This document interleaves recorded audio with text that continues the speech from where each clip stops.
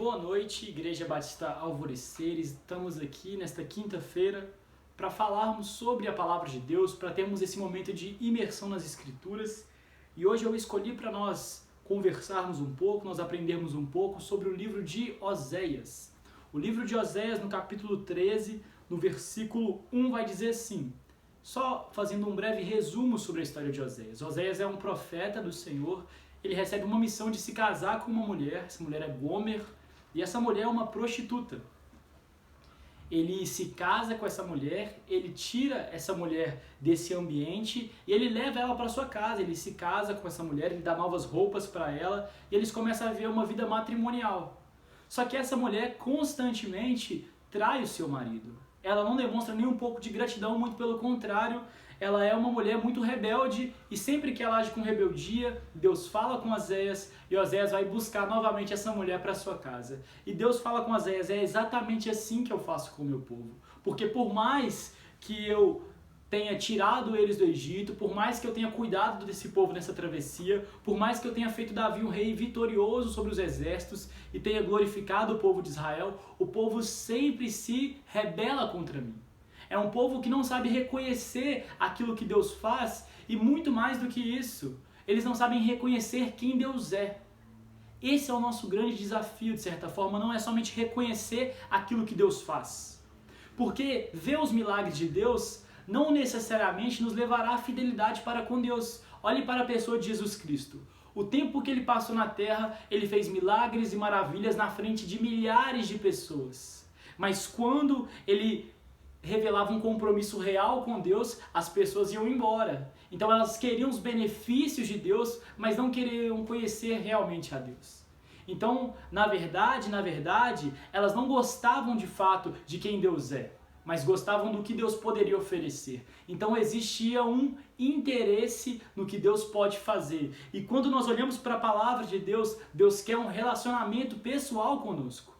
E um relacionamento pessoal inclui uma cláusula, que é interesse sem condições. Então eu amo a Deus não por aquilo que Ele pode fazer por mim, mas eu amo por quem Ele é.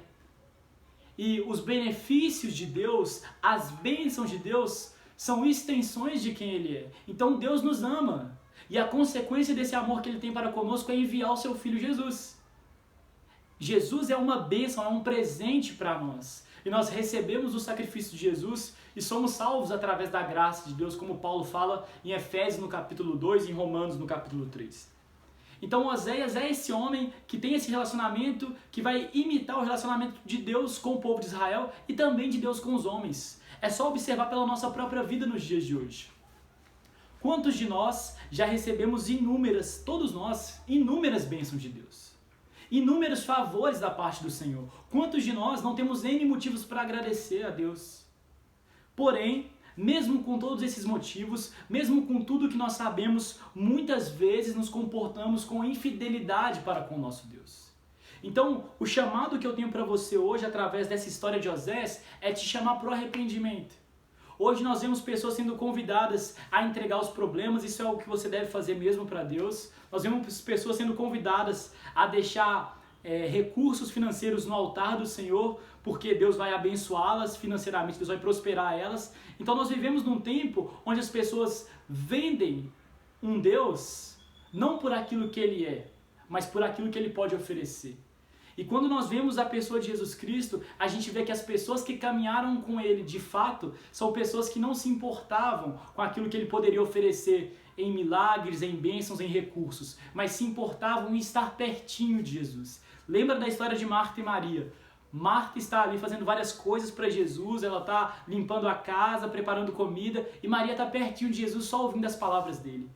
E Marta reclama com Jesus e fala, minha irmã não está fazendo nada, e Jesus fala para ela, Marta, Marta, Maria escolheu a melhor parte. Porque a melhor parte não é desfrutar das coisas que Deus nos dá, a melhor parte não é fazer as coisas para Deus, a melhor parte é ter uma comunhão profunda com Deus. E é claro que aquele que tem comunhão profunda com Deus vai falar sobre o amor de Jesus, ele vai fazer coisas para Jesus, mas o mais importante é estar com Jesus.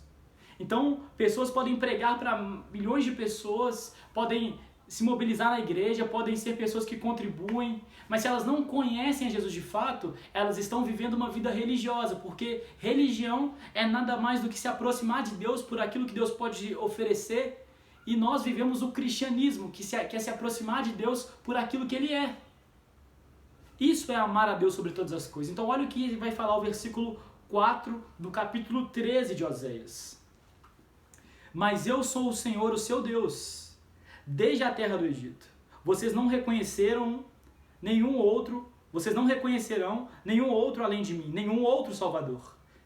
Eu cuidei de vocês no deserto, naquela terra de calor ardente. Quando eu os alimentava, ficavam satisfeitos. Quando ficavam satisfeitos, se orgulhavam e me esqueciam. Então olha o que Deus vai falar sobre esse povo. É um povo que viu de perto Deus abençoando. É um povo que caminhou de perto com os benefícios de Deus. É um povo que viu os milagres, é um povo que viu o mar se abrir, é um povo que viu o maná descer do céu, é um povo que viu Moisés tocar na rocha e sair água dali, é um povo que contemplou os milagres e o cuidado de Deus. Mas é um povo que não entregou o seu coração para Deus. Por isso você vê pessoas que foram na igreja e foram curadas, e foram libertas, e foram restauradas, e foram abençoadas pela igreja, e elas vão embora depois, porque elas foram buscar algo, elas receberam isso, então elas vão embora. Por quê? O objetivo não era Deus, o objetivo era um benefício de Deus. E tem uma frase que é a seguinte: quem serve a Deus por algo que ele possa fazer, serve a um outro Deus por algo que ele considere melhor. Ou quem serve a Deus por dinheiro, serve ao diabo por um salário melhor. Então, quando a gente olha para esse texto e para esse perfil de relacionamento de Oséias e da sua esposa, que é uma esposa infiel, e a gente vê Deus comparando esse relacionamento com o seu povo e o próprio Deus, dizendo que esse povo recebe de Deus tudo, mas é infiel, nós devemos olhar para a nossa vida e pensar: onde está o meu coração? Porque quando eu olho para Deus, no que eu penso? Quando eu entrego o meu dízimo na igreja, será que eu penso, eu estou abençoando e contribuindo para o reino de Deus avançar porque eu acredito no Evangelho? Ou eu estou contribuindo pensando, eu estou só contribuindo porque a Bíblia fala que tem que dar os 10%, mas eu não estou querendo dar isso não, eu queria ficar com esse dinheiro, mas se eu não der esse dinheiro eu não vou ser abençoado por Deus. Qual é a nossa mentalidade? Porque a mentalidade de Jesus é de generosidade, é de expansão do Evangelho, é de expansão da nossa compreensão do mundo, para que a gente veja com os olhos de Cristo. Paulo fala, vocês foram renovados e agora vocês têm a mente de Cristo. E nós que somos cristãos, que temos essa compreensão do Evangelho, temos que entender que o Evangelho não é somente uma mensagem em palavras, uma mensagem a ser proclamada, mas o Evangelho, como Paulo fala, é o poder de Deus para transformar o pecador. E nós fomos transformados por isso. Você me fala, Daniel, como é que eu posso ter alegria em dar uma parte do meu salário para a igreja? Se você tem a mente de Cristo, você tem alegria. Daniel, como é que eu posso ter alegria em falar sempre a verdade, sendo que se eu mentisse às vezes a minha vida seria mais fácil? Se você tem a mente de Cristo, você vai lutar contra a mentira, porque falar a verdade agrada ao seu Senhor. É ser fiel ao seu Senhor. Então, o nosso lugar como cristãos é o lugar da obediência. O nosso lugar é olhar para esse texto aqui e pensar, não, esse versículo 6 aqui, olha o que diz. Quando eu os alimentava, ficavam satisfeitos. Quando ficavam satisfeitos, se orgulhavam. Então, olha o processo. Deus está alimentando um povo faminto. Um povo na miséria, um povo que não tem o que comer. Eles precisam que Deus os alimente. Então, o texto fala, quando eu os alimentava. Então, Deus nos alimenta. E o alimento que Deus oferece traz satisfação. O texto fala, se eu os alimentava e vocês ficavam satisfeitos. E quando ficavam satisfeitos, se orgulhavam. Se orgulhavam e então me esqueciam. Olha o que acontece, esse processo de recebermos algo do Senhor, de ficarmos satisfeitos com esse algo. Repara que não é o próprio Senhor. Deus está falando, eu dava comida para vocês. Vocês se orgulhavam daquilo que eu dei para vocês. Vocês não se orgulhavam de mim, de serem o meu povo. Olha o que Jesus fala, mas eu sou o Senhor, o seu Deus. Lá em Moisés, quando Moisés escreve lá no Êxodo, a gente vê Deus chamando o povo de meu povo, o carinho que Deus tem com esse povo. E a gente vê lá no livro de Pedro, Deus chamando a igreja, a nossa igreja, de nação santa, sacerdócio real, povo eleito de Deus. Nós somos esse povo. Nós pertencemos a esse povo. E qual é a nossa postura mediante a palavra de Deus? Então o desafio que eu trago para você nessa noite é para que você olhe para o seu coração e veja o que você está esperando de Deus. Porque se você está esperando algo de Deus, você está perdendo o tempo mais precioso, que é o tempo de Maria, como a palavra de Deus fala, Maria, irmã de Marta. Jesus fala para Marta, Maria escolheu a melhor coisa, que é estar aos pés de Jesus. E Jesus naquele momento, a única coisa que ele está oferecendo para ela é relacionamento. Jesus não está fazendo um milagre na vida de Maria, Jesus não está fazendo uma transformação na vida dela através de um benefício material, muito pelo contrário, ele está oferecendo para ela relacionamento.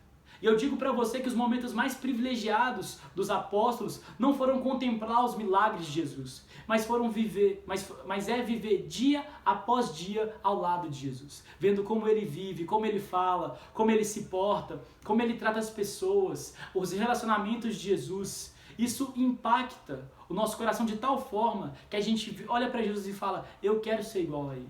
E a gente começa a viver uma vida de imitação. Porque a Bíblia fala que Deus nos chama ao discipulado, e discipulado é sermos imitadores de Jesus.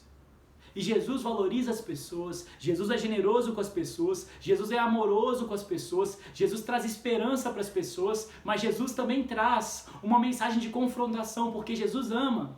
E Jesus fala, eu prego o Evangelho, e quando Jesus pregava ele dizia, quem não nega a si mesmo e toma a minha cruz, quem não faz isso não pode me seguir. Quem ama mais pai e mãe não pode me seguir. Porque Jesus tem a primazia. Porque Jesus é o primeiro. E nós vemos que o povo de Israel não tratava Deus como primeiro.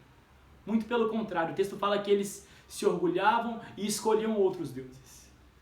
Porque eles estavam insatisfeitos. Eles estavam vazios. Porque o que nos preenche, o que satisfaz a nossa alma, não são os milagres de Jesus. Não são os benefícios de Jesus. Não é o dinheiro que Jesus pode nos dar através da sua bênção. Ele é o dono do ouro e da prata, ele tem toda a capacidade de organizar o universo para que a gente possa ter mais recursos. Mas não é isso que vai alimentar a nossa alma.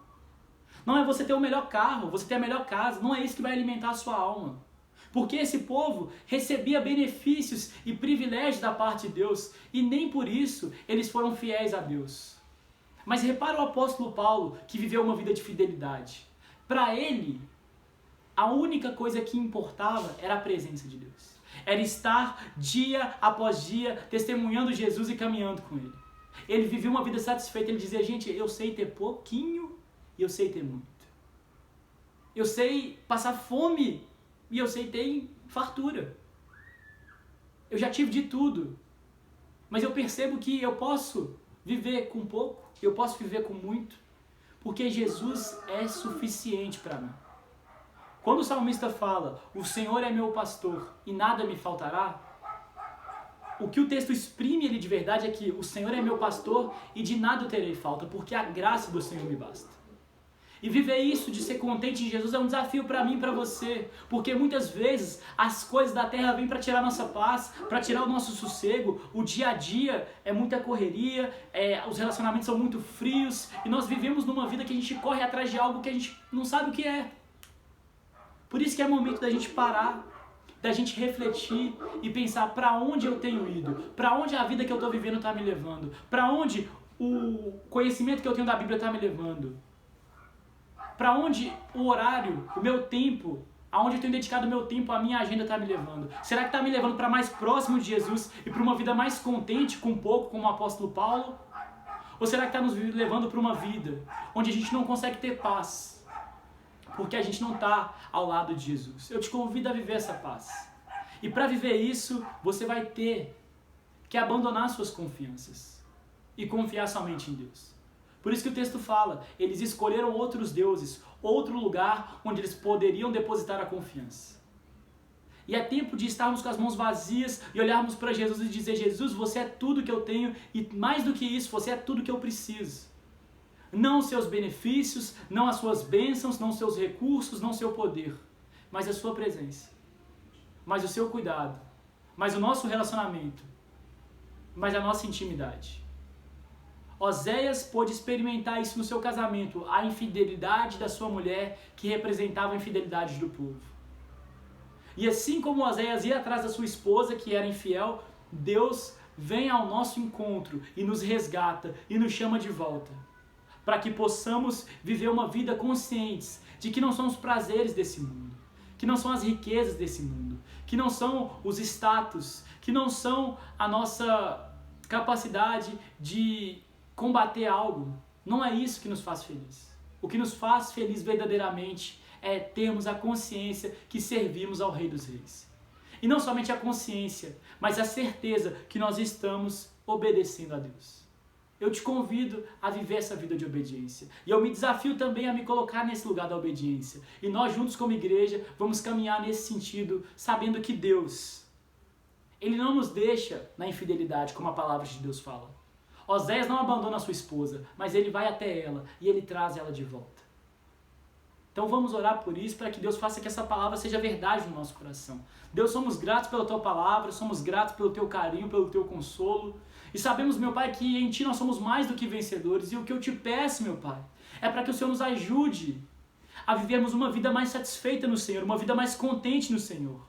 Que possamos ter alegria, meu Pai, nas Tuas coisas. Que possamos ter alegria em Te servir, meu Pai. Alegria em sermos verdadeiros. Alegria em sermos sinceros, meu Pai. Alegria em estarmos contigo, meu Pai. Não somente alegria nos momentos bons, nos momentos de alegria. Mas que, meu Pai, a doença não venha nos roubar a paz. Que, meu Pai, a falta de recurso não venha nos roubar a paz. Que, meu Pai, as confusões familiares não venham tirar a nossa paz. Mas que a Tua presença nos satisfaça a nossa alma, meu Pai. E mais do que isso, que possamos, meu Pai, externar em todos os nossos relacionamentos a Tua presença. Que sejamos, meu Pai, homens segundo o Teu coração.